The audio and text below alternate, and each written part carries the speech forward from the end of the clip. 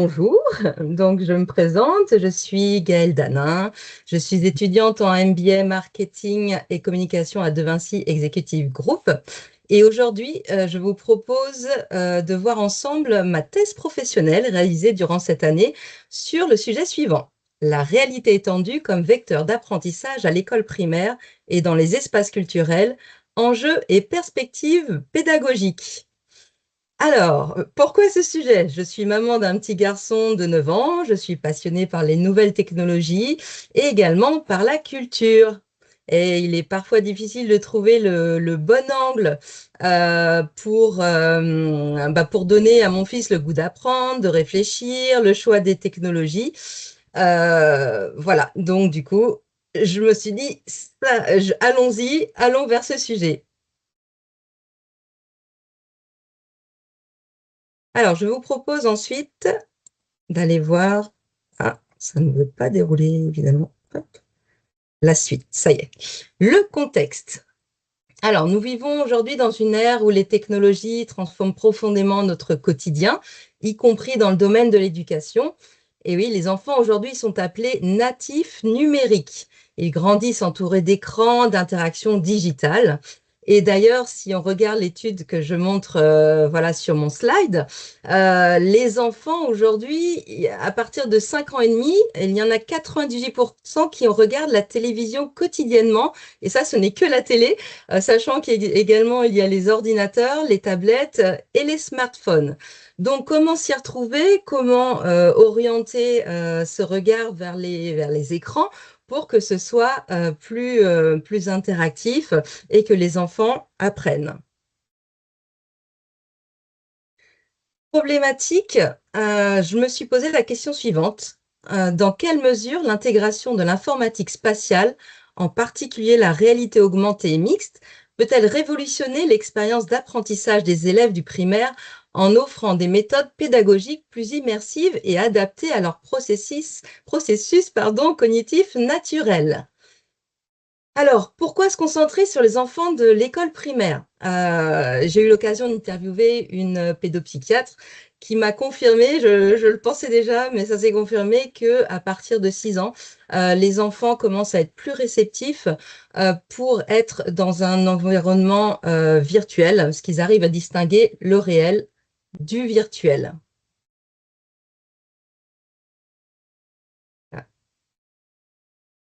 La méthodologie. Alors, comment j'ai travaillé sur ma thèse? Alors, je me suis évidemment bien inspirée de tous les outils qui nous étaient transmis par nos professeurs durant cette année, notamment des outils de veille comme Feedly, que j'ai mis en place dès le départ pour savoir ce qui se déroulait dans l'actualité côté nouvelles technologies, réalité étendue, côté apprentissage également. J'ai utilisé également les IA génératives pour m'aider, pour me challenger, me questionner. Des outils comme Cider pour ensuite un petit peu comparer ces informations et évidemment pour mes recherches. Et oui, je suis retournée à la bibliothèque, ça faisait un petit moment, mais du coup, j'ai arpenté les rayons pour trouver des livres voilà, sur l'éducation, les nouvelles technologies. Évidemment, Google Scholar qui m'a bien aidé pour trouver des informations intéressantes. En plus des recherches, effectivement, j'ai fait des interviews. Je me suis dit qu'il était intéressant pour moi de trouver 3 cautions principales. Donc, la première est une caution éducative avec l'interview d'une professeure des écoles. La seconde est une caution technique, plus dans les opérations, puisqu'il s'agissait d'une personne qui travaille dans la réalité étendue dans un monument. Et enfin, la troisième personne est une caution plutôt scientifique, puisque c'était une pédopsychiatre. Mais nous y reviendrons durant la présentation de ma thèse. Et enfin, évidemment, en force d'en discuter autour de moi, j'ai eu pas mal de retours également sur ce sujet qui intéresse beaucoup de monde et beaucoup de parents. Voilà, donc ça a étayé également ma réflexion. Et j'ai également eu l'occasion de rencontrer pas mal de professionnels sur des salons comme le salon Vivatech. Alors, avant de commencer, j'aimerais reprendre la définition voilà, de tout de l'informatique spatiale, de la réalité étendue, parce que c'est vrai qu'au départ, je ne pensais pas qu'il y avait autant de noms particuliers, mais voilà, c'est important de bien les définir. Donc, l'informatique spatiale, elle désigne l'ensemble des technologies et des systèmes qui traitent des données géographiques ou spatiales pour fournir des informations sur des emplacements, des mouvements ou des interactions dans l'espace. Voilà. Alors, on peut voir en dessous qu'il y a la réalité étendue, ou qu'on l'on appelle également en anglais Extended Reality. On peut voir des acronymes comme XR qui se retrouvent dans les articles, et cela désigne l'ensemble des technologies immersives telles que la réalité augmentée, la réalité virtuelle et la réalité mixte. Je vous propose d'ailleurs, parce que c'est vrai qu'en image, on comprend mieux, de voir quelques petites vidéos que je vais commenter en passant. Alors, la réalité augmentée, elle superpose des éléments numériques au monde réel. Alors, on peut voir dans cette vidéo de l'éditeur Foxar la Terre tournée autour du Soleil sur un bureau, par exemple pour expliquer les équinoxes. Cette expérience peut avoir lieu grâce à une tablette ou des lunettes connectées. Plus tard, dans l'avenir, nous aurons certainement des lentilles connectées. Mais ça, ce sera dans quelques années.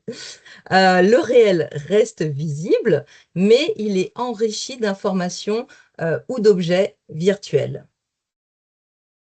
Si l'on allons voir maintenant la réalité mixte, nous partons dans quelque chose d'un petit peu plus complexe, puisqu'elle permet l'interaction entre le réel et le virtuel. Par exemple, un élève peut manipuler un modèle 3D d'un cœur humain projeté devant lui en le tournant, en zoomant pour explorer les différentes parties. Pour la réalité mixte, du coup, des réalités connectées ou des casques sont nécessaires. C'est ce que l'on peut voir dans cette vidéo publicitaire de l'Apple Vision Pro, casque de réalité mixte.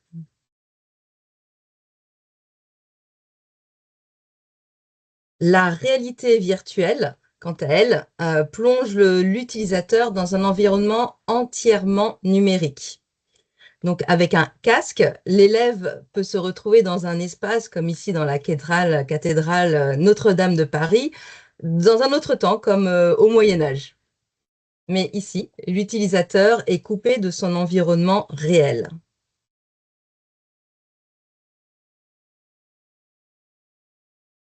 Alors, j'ai déjà dû l'employer, ce terme, mais on va beaucoup parler d'expérience immersive. Alors, comme on en parle, ce serait bien de redéfinir un petit peu ces mots. Donc, le terme immersif, qu'est-ce que c'est? C'est une expérience ou une technologie qui plonge l'utilisateur dans un environnement souvent numérique, de manière à ce qu'il se sente totalement intégré et engagé.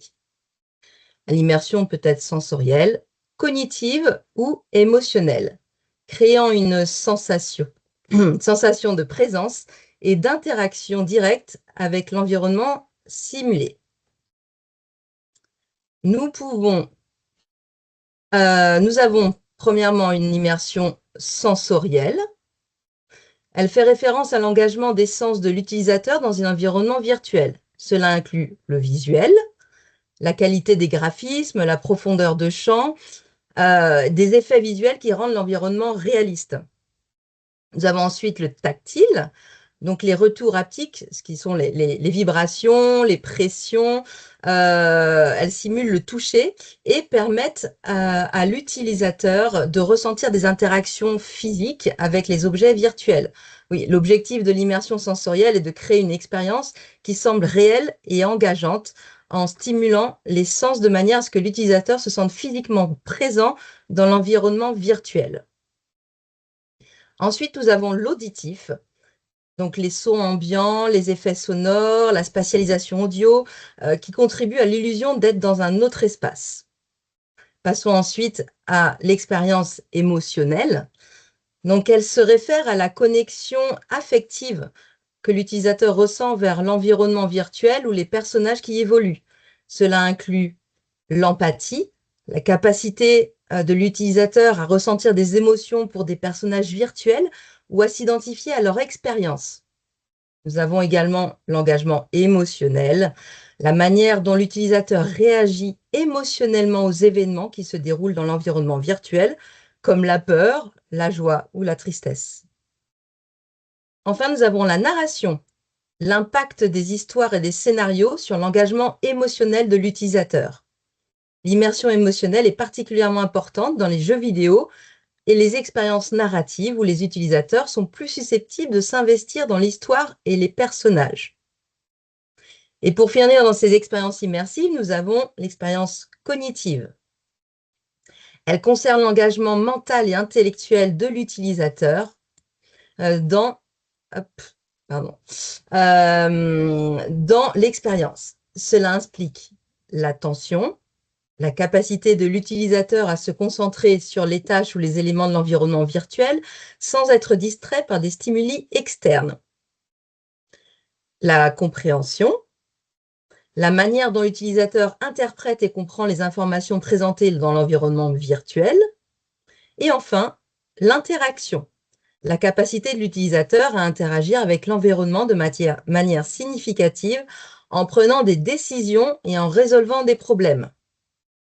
L'immersion cognitive est essentielle pour des applications éducatives ou de formation, où l'utilisateur doit non seulement être présent, mais aussi comprendre et apprendre à partir de l'expérience.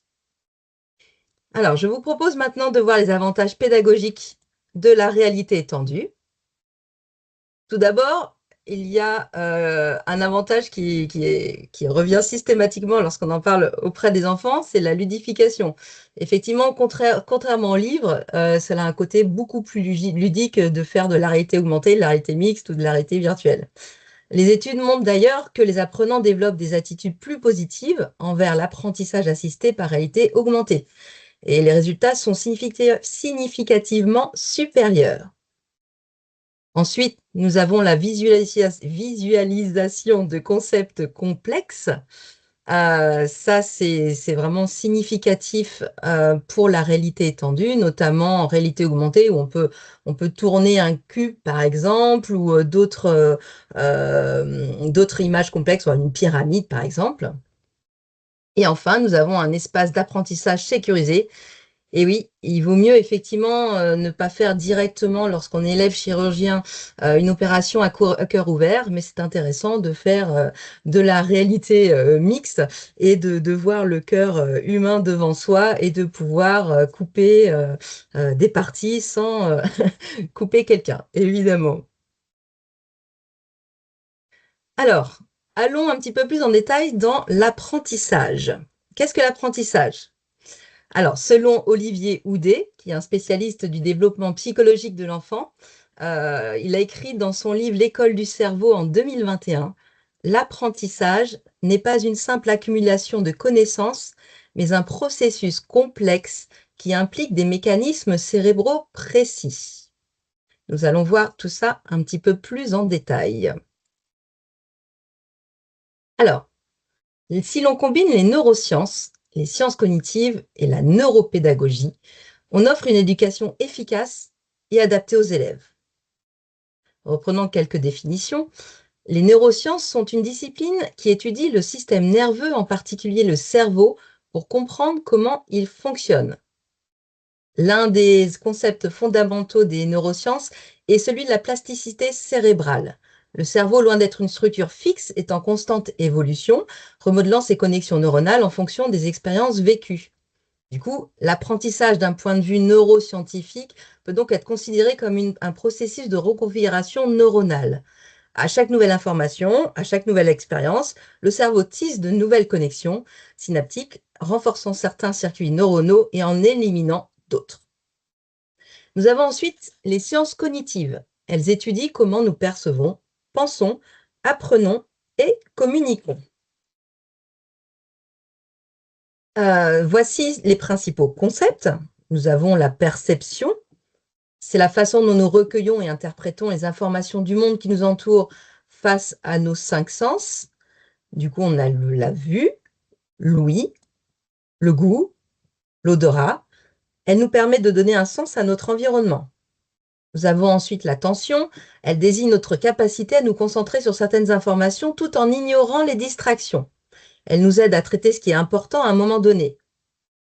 Nous avons ensuite la mémoire. Elle est le processus par lequel nous stockons, organisons et rappelons des informations. Et elle comprend la mémoire à court terme, la mémoire de travail, et la mémoire à long terme, essentielle pour l'apprentissage durable. Le langage, c'est un système de communication qui permet d'exprimer des pensées, des idées, des émotions. Il joue un rôle crucial dans l'apprentissage et le partage des connaissances. Enfin, nous avons le raisonnement. C'est le processus cognitif qui permet de tirer des conclusions, faire des jugements ou prendre des décisions basées sur des informations, des expériences antérieures et des principes logiques. Et enfin, la neuropédagogie. Alors, c'est une discipline dont le but est d'améliorer l'apprentissage en comprenant mieux le fonctionnement du cerveau. Elle est également appelée neurosciences éducatives et c'est un champ disciplinaire émergent. Il étudie les mécanismes cérébraux de l'apprentissage et leurs implications pour l'éducation. Alors, je vous propose de voir brièvement quelques théories de l'apprentissage, qu'on pourrait en parler pendant des heures. Donc, je vais en prendre 4 principales qui vont nous intéresser plus spécifiquement pour la réalité étendue. Le constructivisme, c'est une théorie de l'apprentissage selon laquelle les apprenants construisent activement leurs propres connaissances à travers des expériences et des interactions avec le monde. Quelques exemples applicables en réalité étendue. Donc, on a par exemple l'apprentissage par l'exploration. Imaginons un squelette en 3D. Du coup, l'enfant, par exemple, peut tourner le squelette, regarder les os en haut, en bas. Voilà, il va explorer le corps humain et tout en regardant le nom de chaque os. Nous avons ensuite l'apprentissage par l'expérimentation, donc l'approche par essai-erreur. Par exemple, les scientifiques vont tester quelque chose. Par exemple, ils vont mettre une nouvelle roue sur une voiture. Ils vont voir comment ça tourne. Ah, bah, ça n'a pas l'air de bien tourner. Bon, on va changer. Et tout ça dans un monde virtuel. Et enfin, nous avons la collaboration et l'interaction. En fait, on peut travailler ensemble dans un même environnement virtuel. Et ça, c'est intéressant parce que du coup, on peut échanger ensemble sur le même objet, par exemple. Nous avons ensuite le connectivisme. C'est une théorie de l'apprentissage qui émerge à l'ère numérique, soulignant l'importance des réseaux et des connexions dans le processus d'apprentissage. Quelques exemples en réalité étendue. Donc, on a en réalité augmentée, par exemple, l'accès instantané à des informations contextuelles, des vidéos, des articles, d'autres ressources en ligne. Nous avons également la création de réseaux d'apprentissage collaboratifs. Par exemple, il y a un réseau qui s'appelle Eon Reality, qui est une plateforme qui propose des outils de réalité augmentée et de VR pour l'éducation, qui permet aux enseignants de créer des expériences immersives et interactives et aux étudiants de collaborer dans cet environnement. Troisième théorie de l'apprentissage que je vous présente aujourd'hui, le behaviorisme, que l'on peut appeler également le comportementalisme. Donc, c'est une théorie de l'apprentissage centrée sur les comportements observables et mesurables. Il repose sur le principe que l'apprentissage résulte d'associations entre des stimuli et des réponses, et que les comportements sont renforcés par des récompenses ou des punitions. Quelques exemples applicables en réalité tendue. Par exemple, voilà, quand on arrive à bien trouver, comprendre le concept des fractions, on peut avoir un stimuli sonore ou visuel, par exemple, une coupe qui s'affiche pour dire que c'est une bonne réponse. On peut également obtenir des points ou des badges qui permettent à l'enfant de se sentir beaucoup plus engagé et stimulé pour continuer ses exercices. Enfin, on va terminer avec l'apprentissage adaptatif. C'est une approche pédagogique qui personnalise l'expérience d'apprentissage en fonction des besoins, des compétences et des préférences individuelles de chaque apprenant. Il utilise les technologies et les données pour ajuster le contenu, le rythme et les méthodes d'enseignement en temps réel. Quelques exemples, la personnalisation de l'apprentissage selon le niveau de l'élève, ses difficultés ou un handicap. C'est notamment utilisé pour les enfants ayant un TDAH. J'en ai discuté justement avec une pédopsychiatre qui l'avait utilisé, qui avait trouvé ça très intéressant en réalité augmentée. Ça pouvait débloquer certaines choses. Et enfin, l'amélioration de la rétention-assimilation des connaissances. Euh, Côté visuel, on peut revoir, retourner les objets et du coup mieux comprendre ces concepts. Alors aujourd'hui, dans les écoles, qu'est-ce que l'on peut trouver comme support technologique? On peut trouver des tableaux interactifs, des ordinateurs, des tablettes, des imprimantes 3D, des plateformes de gestion de l'apprentissage, des ressources en ligne, et parfois, pour les plus chanceux, des casques ou des voilà de réalité mixte, réalité virtuelle ou encore des tablettes avec de la réalité augmentée. Alors évidemment, dans le meilleur des mondes, ce serait bien qu'il y en ait partout, mais actuellement, ce n'est pas le cas. Donc là, je vous montre vraiment une image dans un monde voilà, où tout le monde, où tout serait équitable et où chaque école aurait toutes ces possibilités technologiques. À la maison, on peut trouver effectivement souvent des télévisions sur lesquelles les enfants peuvent regarder des dessins animés, des émissions éducatives, écouter des podcasts, aller dans les ressources en ligne, plateformes d'apprentissage en ligne ou vidéos en ligne. Mais n'oublions pas que l'éducation, ce n'est pas que à l'école ou à la maison. On peut également apprendre dans les monuments et musées. Et là, on peut voir que vraiment, ils se réinventent complètement, notamment avec les réalités étendues. On voit de plus en plus de monuments ou de musées, par exemple, comme la Grande Galerie de l'Évolution, qui a fait de la réalité augmentée avec l'exposition Revivre qui permettent de voir des animaux qui n'existent plus. L'Éternel Notre-Dame, donc la réalité virtuelle qu'on avait vue en introduction tout à l'heure, où on peut revoir Notre-Dame de Paris au Moyen Âge. Et enfin, j'ai pris comme exemple à la Tour Montparnasse, nous avons une application de réalité augmentée de Magnicity, dont j'ai la chance avec qui j'ai la chance d'avoir pu interagir, puisque j'ai interviewé la personne qui a créé cette application que ce soit à Paris ou dans d'autres pays, car ça a été étendu sur d'autres monuments et on peut voir justement sur le paysage qui s'incruste le nom des monuments autour de Paris, comment c'était au Moyen Âge. Et la personne me disait qu'effectivement, c'était un super engagement pour les personnes qui utilisaient cette application et que du coup, ils avaient envie de rester plus longtemps dans le monument. Alors, pourquoi est-ce que j'ai choisi dans cette thèse la réalité augmentée, la réalité mixte versus la réalité virtuelle? Alors, je me suis vite rendu compte que pour les enfants de 6 ans, c'était bien qu'ils restent dans leur environnement réel. Voilà, il n'y a pas de stress à être enfermé dans le virtuel comme dans la réalité virtuelle. Ils peuvent apprendre facilement par l'expérience et par la découverte. Pouvoir revivre plusieurs fois, regarder des objets renforce la mémoire. L'aspect ergonomique et sécuritaire, parce que juste regarder, par exemple, un objet ou un concept via juste un smartphone ou une tablette, c'est quand même beaucoup plus simple que de mettre un casque sur la tête et du coup de pouvoir tomber en salle de classe sans faire exprès. Il y a une dimension sociale de l'apprentissage, puisque on fait de la réalité augmentée ou mixte, on est dans l'environnement réel. Du coup, on peut encore interagir avec ses pairs et on peut parler, discuter de tout ça. Enfin, on a une optimisation cognitive. Et oui, parce que c'est une expérience multisensorielle, interactive, ludique. Enfin, c'est quand même moins cher que la réalité virtuelle, puisque tout le monde enfin, a un smartphone. Donc, même l'instituteur, s'il n'en a pas, qui a été payé par l'école, peut utiliser son propre smartphone. Et effectivement, côté réalité virtuelle, nous avons des risques de cybercinétose, c'est-à-dire des risques de nausée, etc., que l'on ne trouve pas en réalité augmentée et réalité mixte.